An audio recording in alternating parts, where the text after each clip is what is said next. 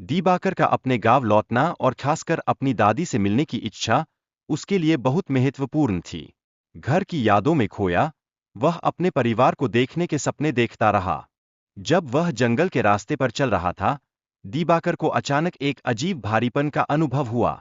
जैसे किसी खतरे का आभास उसे घेरने लगा हो और उसके दिल की धड़कन तेज होने लगी।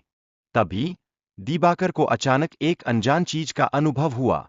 उस अजीब सी चीज ने उसे डराया और वह संतुलन खोकर गिर गया। यह पल उसके लिए जीवन का एक चौंकाने वाला मोड़ बन गया। जब दीबाकर ने अपनी दादी को बताया कि उसने जंगल में एक कटे हुए सिर को देखा था, तो उसकी दादी का चेहरा एकदम सफेद पड़ गया। इस खौफनाक सच्चाई ने उनके बीच एक अजीब सी चुप्पी पैदा कर दी। उसके बाद दादी ने दीबाकर को बताया कि उस जंगल में एक लड़के का भूत भटकता है। वह लड़का एक निस्वार्थ प्रेम के लिए मारा गया था। यह कहानी सुनकर दीबाकर को अजीब सा लगा, जैसे कुछ रहस्यमय था। रात में दीबाकर ने अपनी दादी की कहानी पर विश्वास नहीं किया, लेकिन जब वह रात को अजीब आवाज सुनकर जाग गया, तो उसके मन में डर की लहर दौड़ गई। क्या वास्तव में उस जंगल में कुछ था जो उसे परेशान कर रहा था?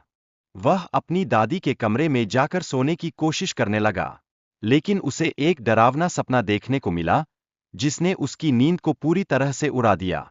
वह आंखें खोले हुए उस डरावने अनुभव को याद करता रहा। गांव के लोगों ने भी डरावनी कहानियां सुनाई।